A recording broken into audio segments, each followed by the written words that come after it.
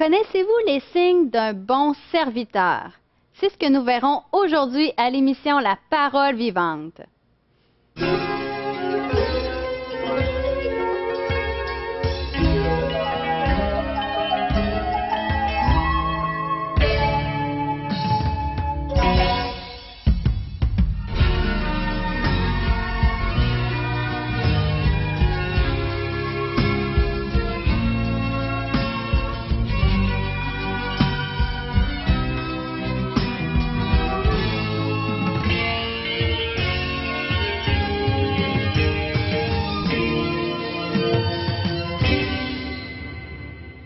Bonjour à vous à la maison. Bienvenue. Nous sommes vraiment contents que vous soyez des nôtres aujourd'hui. Nous avons encore une belle émission avec Pasteur Régent Joly. Bonjour Marianne. Bonjour Régent. Si j'avais un billet de 50 ou de 100 $ et puis je me mettais à le froisser entre mes mains puis je te le donnerais, est-ce que tu le prendrais? Ça me tenterait un peu moins. Un peu moins. Oui. Puis si je le reprendrais, puis là je le mettrais par terre, je piétinerais dessus, puis je te le représenterais, est-ce que tu le prendrais? Peut-être pas. Et pourtant, ce billet, malgré tout ce qu'il a dû subir de ma part, a toujours sa valeur de 100 $. C'est vrai.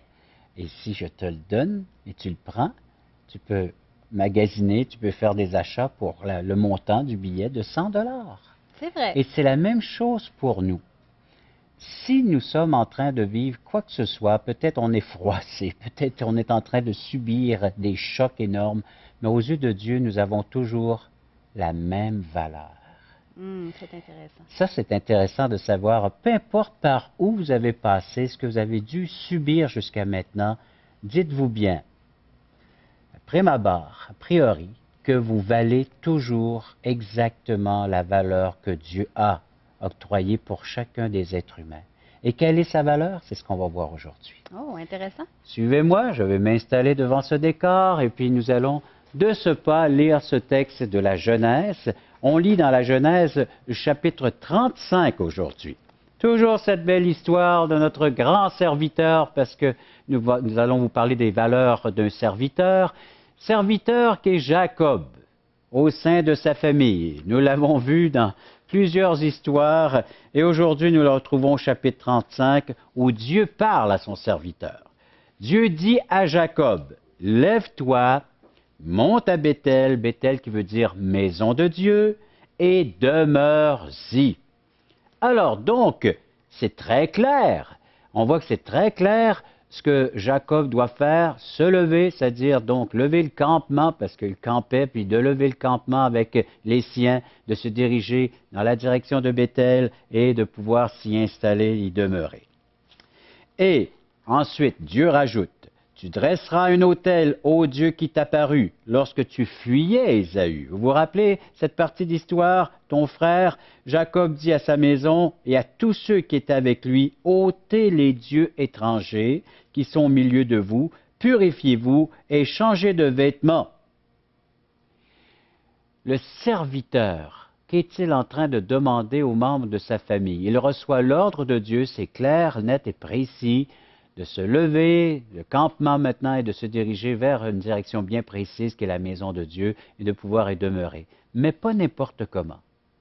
Le maître de la maison, le mari, le père, celui qui fuyait autrefois, qui laissait passer les enfants et qui, son épouse, et puis les exposait au danger, il a accouru devant. Vous rappelez-vous quand devant Ésaü, il a accouru devant les siens, il s'est placé entre Ésaü et les membres de sa famille. Et maintenant, il tient cette part de responsabilité en tant que serviteur de Dieu. Il se place devant les siens. Et ici, il demande, Dieu m'a parlé, j'ai eu une vision, Dieu m'a adressé la parole, et il m'a dit des choses, et j'aimerais qu'on puisse les exécuter ensemble, qu'on puisse obéir ensemble. Mais premièrement, il va falloir se purifier.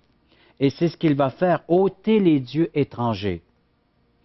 Même chose, tout ce qui peut être étranger à Dieu. Peut-être que vous vous êtes attaché, lié comme ça avec des symboles religieux et qui ne viennent pas de Dieu, qui ne viennent pas de sa parole, même que Dieu condamne ces images taillées ou ces représentations. Quel Dieu avons-nous? Quel Dieu sommes-nous en train de servir? Je me rappelle d'une histoire lorsque je prenais l'avion. Et puis, il y avait une dame juste avant le départ qui se serrait le poing comme cela, la main, et puis je lui ai demandé au point, mais que se passe-t-il, madame? Êtes-vous malade? Elle dit non, non. Elle dit avant l'envol de l'avion, je suis en train de serrer mon Dieu entre les mains afin que je puisse obtenir sa protection. Et je lui ai tout simplement dit, moi je préfère être dans les mains de mon Dieu et d'obtenir sa protection plutôt que de tenir mon Dieu entre mes mains et d'essayer d'obtenir sa protection. Voyez-vous la différence? De tenir son Dieu et essayer d'avoir une protection plutôt que de vivre entre les mains de Dieu. Dans Jean chapitre 10, le Seigneur, il dit qu'il est le bon berger, il parle de sa relation avec ses brebis, de sa relation avec son Père, puis il dit que nous sommes dans ses mains et que personne ne pourra nous ravir de ses mains. Et c'est cela de faire partie de la vraie protection, de la vraie sécurité. C'est cela d'avoir confiance dans ce Dieu, comme Jacob qui dit « Purifions-nous, éliminons tout autre Dieu que celui qui se révèle dans les Saintes Écritures, que celui qui a la main toute puissante pour nous préserver du danger, nous garder et faire de nous un être maintenant qui peut vivre entièrement selon son plan, selon ses paroles, selon sa volonté. » Et de savoir que tout ce qui m'arrivera, bien, ce sera permis de Dieu et je lui fais entièrement confiance. Qu'il est bon de savoir que je peux vivre de la sorte. Donc, purifions-nous, changeons les vêtements, c'est-à-dire notre manière de se comporter dans notre société.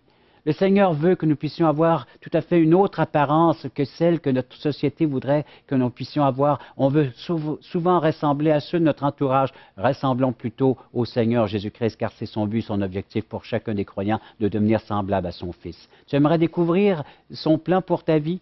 Eh bien, fais-nous appel, il va sans dire, téléphone-nous, adresse-toi à nous, nous pourrons te faire parvenir cette littérature tout à fait gratuitement. Nous vous invitons à nous contacter pour recevoir gratuitement de la littérature.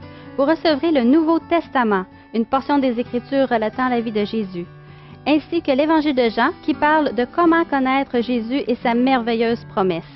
Un tract, Aujourd'hui l'espoir, c'est Jésus seul. Et finalement, un livre de relations d'aide sur la Bible de June Hunt qui nous parle que la Bible est la source suprême de la révélation du sens de la vie. Alors n'hésitez pas à appeler, c'est gratuit.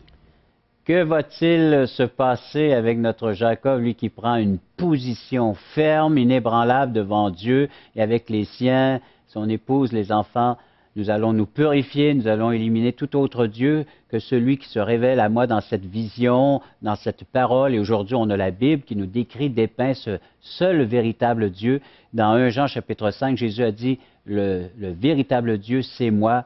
C'est ce « je suis » qui s'est révélé à nous dans l'Évangile de Jean et qui en continue à se faire connaître par ses révélations, donc les révélations qu'il va faire de ce serviteur, l'affermir et d'avoir des pas remplis d'assurance dans ses déplacements. Regardez le verset 3 de Genèse 35, après qu'il y ait eu cette purification. « Nous nous lèverons. » Quelle assurance, quelle fermeté, un ordre clair. Il sait où est-ce que Dieu veut les conduire et maintenant il est le porte-parole, le guide, le messager. Il peut dire à sa famille, Dieu nous veut à Béthel. Nous nous levons et nous nous lèverons et nous irons donc dans cette direction et nous monterons à Béthel. Et là, il sait même ce qu'il va faire, ce qu'il va accomplir.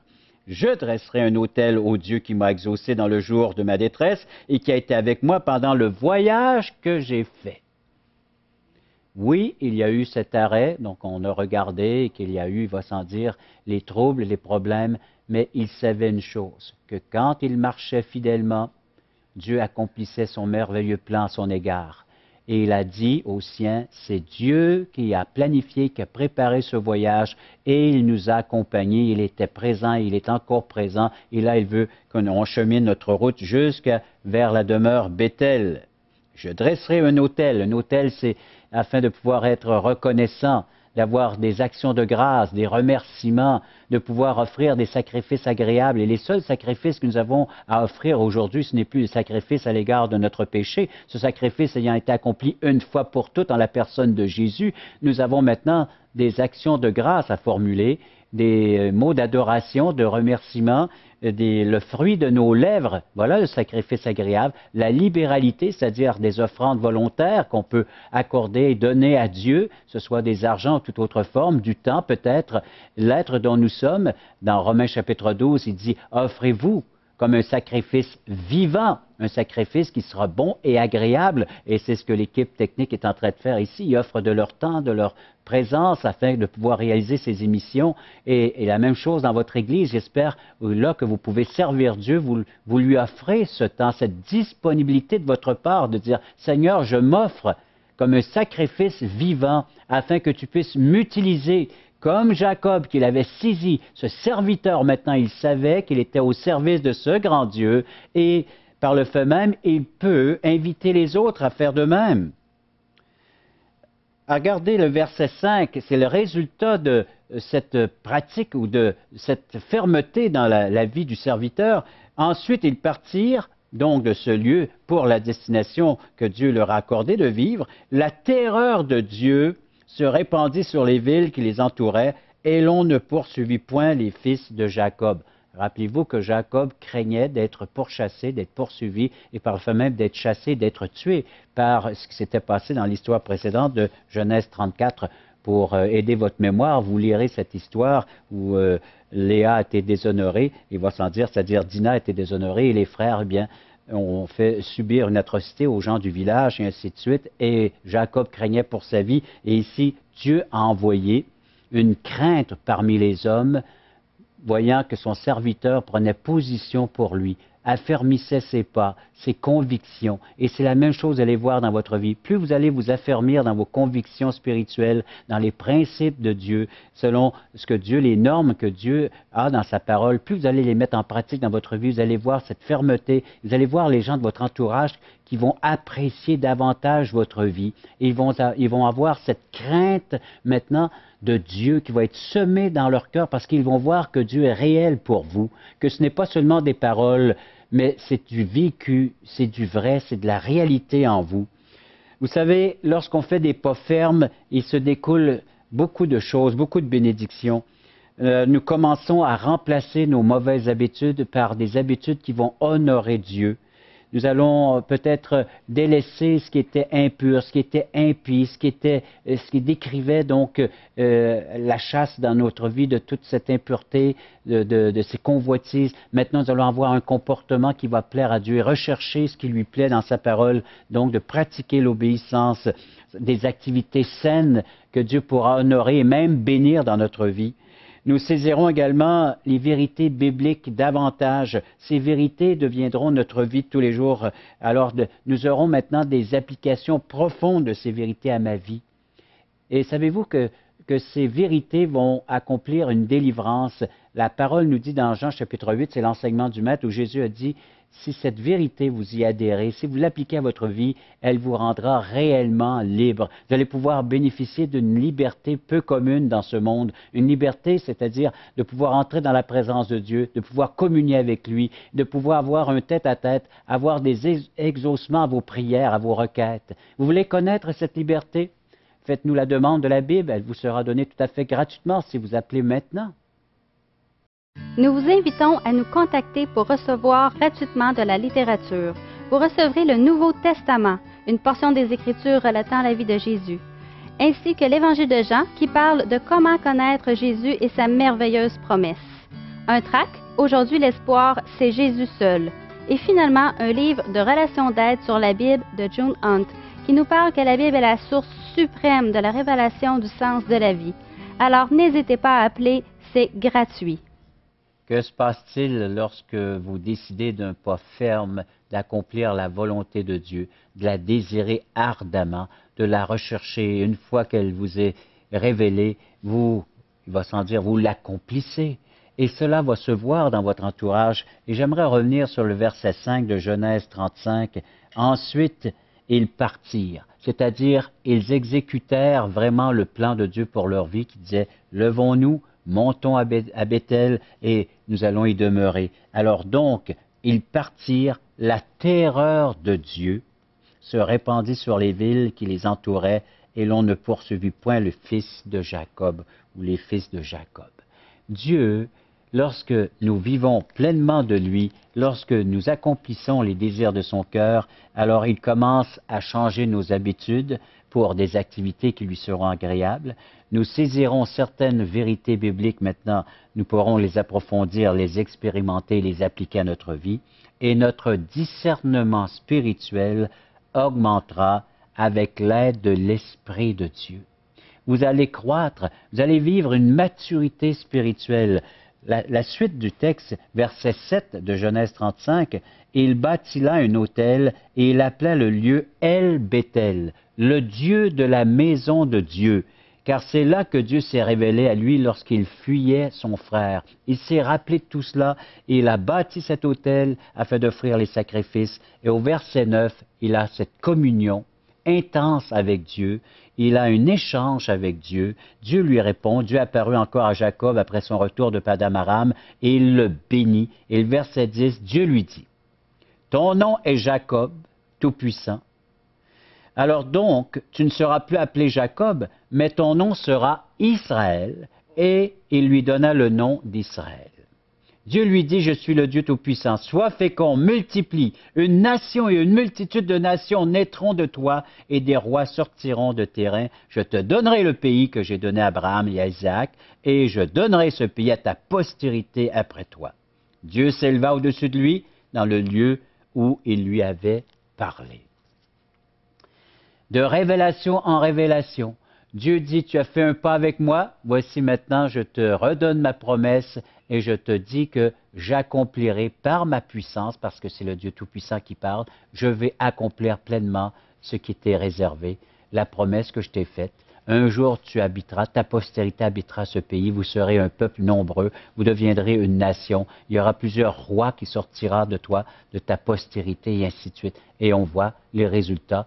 Israël, cette nation qui est toujours là aujourd'hui, jetez le regard vers cette nation, c'est la bonté, la fidélité de Dieu qui s'est accomplie. La promesse faite à Abraham, à Isaac et à Jacob, son nom fut changé pour Israël. Israël, chaque fois que vous prononcez ce nom, devrait vous apporter, il va sans dire, une réjouissance, une joie de savoir que Dieu, ce Dieu qui a parlé, là des millénaires, accomplit encore aujourd'hui ses promesses. Il est fidèle pour les réaliser et il a la toute-puissance afin de pouvoir les accomplir. Ce Dieu est prêt à le faire pour votre vie comme il l'a fait pour Jacob. À toi d'adhérer à Dieu, à toi maintenant de demander à Dieu de faire partie de ton existence, non seulement pour cette vie présente, mais aussi pour l'éternité, parce qu'il a des promesses pour l'éternité, mais seulement pour ceux qui y placeront leur confiance, leur foi en tant que Dieu sauveur et Seigneur. Il y a un texte dans 1 Pierre, chapitre 2, verset 12, j'aimerais citer aujourd'hui. Ayez au milieu des païens, c'est-à-dire des incirconcis, c'est-à-dire de ceux qui ne croient pas, parce qu'on est entouré de gens qui ne croient plus en Dieu, qui ne croient pas en Dieu et qui ont de la difficulté à adhérer à ces principes. Mais toi qui y adhères, ayez au milieu de ces gens une bonne conduite, afin que la main où ils vous calomnient, comme si vous étiez des malfaiteurs, ils remarquent vos bonnes œuvres, c'est-à-dire ce que vous accomplirez par la toute-puissance de Dieu, et glorifieront Dieu au jour où il les visitera. Autrement dit, le fait de marcher d'un pas ferme avec cette assurance que Dieu est avec toi, qu'il te dirige, qu'il te conduit, va faire en sorte que ces gens vont être interpellés par ta manière de vivre. Et quand Dieu viendra les visiter, eh bien, ils se rappelleront des gestes et des actes que tu auras accomplis. Dieu fait de toi une référence, un panneau indicateur par ta vie que oui, Dieu est vrai, que Dieu existe, que Dieu est encore vivant et qui est prêt à intervenir dans la vie de tes semblables. Donc, là où tu te trouves, dans ta famille, dans ton travail, dans ton quartier, dans ta rue, là où tu vas magasiner, là où tu vas faire ton train-train de la vie, ton quotidien, Dieu est prêt à t'utiliser comme Jacob afin de pouvoir influencer les gens de ton entourage, ton cercle d'amis peut-être. Oui, Dieu est prêt à le faire à une condition que comme Jacob, tu prennes position et tu dis oui, Seigneur. Je veux humblement marcher derrière toi. Je veux te suivre. Je veux mettre entièrement ma confiance en toi. Tu es vivant, tu es ressuscité et aujourd'hui tu peux encore intervenir dans ma vie. Je te le demande.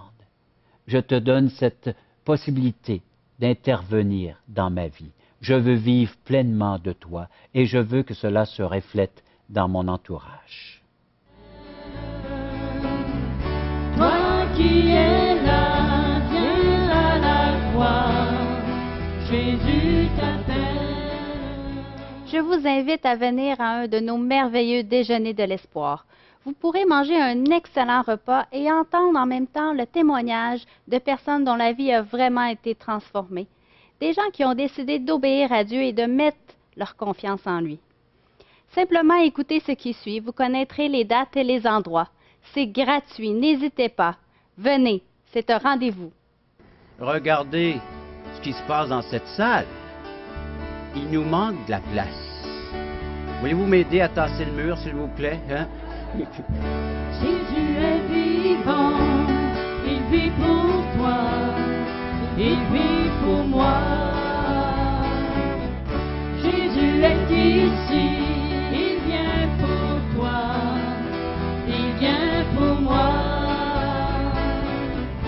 Il est venu pour tous nous pardonner. C'est une nouvelle naissance. C'est comme une chenille qui est transformée en papillon. Mais il faut lui demander. Dieu vous offre la vie éternelle, mais il faut que vous la receviez.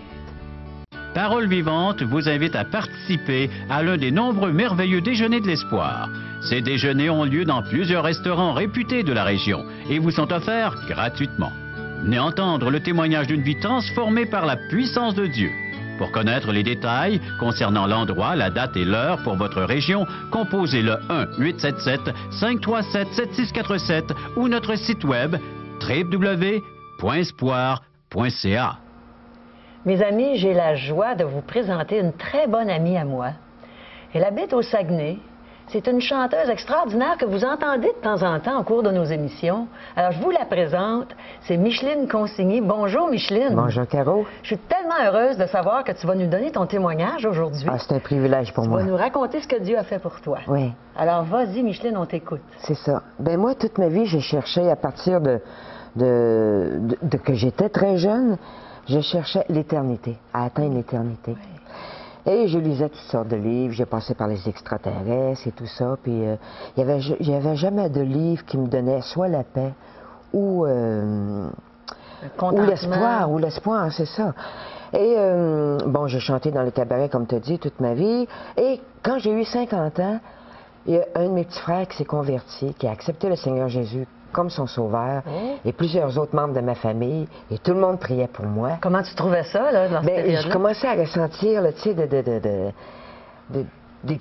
petits frottements, là, des petites frictions. Ça t'agaçait un peu. Ça m'agaçait un petit peu. Sauf que j'avais le cou raide, comprends-tu?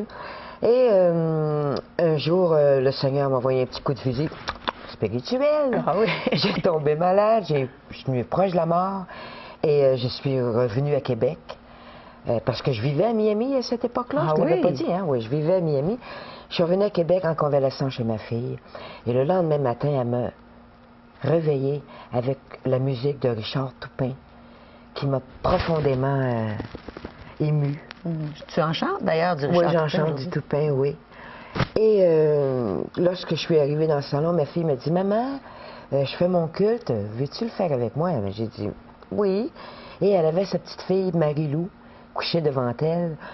Marie-Lou, qui était une petite fille handicapée mentale grave. Et à l'époque où ma fille était enceinte, elle avait des grands projets pour sa fille. Elle voulait faire une ballerine et une vedette avec elle. Puis là, elle me dit, maman, ferme tes yeux, je vais prier. Puis elle prie. Puis elle dit, Seigneur, je te remercie du privilège que tu me donnes de prendre soin d'une perle en tant que maman. Là, j'ai ouvert mon œil, puis là, j'ai vu la paix dans sa figure. J'ai vu aussi la joie. Je voyais vraiment l'amour dans sa figure. Et j'ai fondu en larmes. Et là, j'ai dit, Seigneur, tu dois être sûrement très puissant, puisque tu mets cette paix dans la figure de ma fille.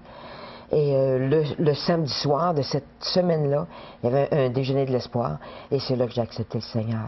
Oh là là! Aujourd'hui... Un déjeuner de l'espoir, un samedi soir? Un samedi matin. Ah, bon! Je suis mêlée. Mais là, je C'est correct. suis tellement énervée, là, parce que là, j'ai la joie dans mon cœur, c'est sûr, hein. Puis je suis une exaltée. Et je sais qu'aujourd'hui, comme Dieu, comme Linda voit sa fille, belle comme une perle à cause du sang de Christ, Oui. mais Dieu me voit moi aussi, belle comme une perle à cause du C'est- sang de Christ. Tu as eu le pardon de tes J'ai eu le péchés. pardon. Et T'es si convaincu. je meurs là, je m'en vais dans les bras de mon Seigneur, Ah de là mon là, Dieu. c'est Pas merveilleux. parce que je suis bonne, hein, Caro? Ah. Non, parce que c'est écrit. C'est dans la parole de Dieu. Oui, c'est ça, parce que Dieu est bon. Hein? Parce que Dieu est merveilleux. Ah, merci, Ouais, Micheline. ouais. En tout cas, c'était touchant, un très beau témoignage. Et quand on pense que Dieu a tant aimé le monde, qu'il a donné son Fils unique, afin que quiconque croit en lui ne périsse pas, mais qu'il ait la vie éternelle. C'est pour vous aussi, mesdames et messieurs. Hein. Vous pouvez avoir cette vie éternelle, tout comme Dieu l'a donné à Micheline, comme il me l'a donné. Alors, Micheline, on espère te revoir bientôt à Mais l'émission. j'espère que oui. Et je pense que tu vas nous apporter des chants à certaines émissions. Oui, c'est ça. Et on va être très, très bénis par ta présence. On l'est déjà aujourd'hui. Chers auditeurs, je pense que vous êtes bien contents d'avoir entendu ce beau témoignage, n'est-ce pas? Alors, merci, Micheline.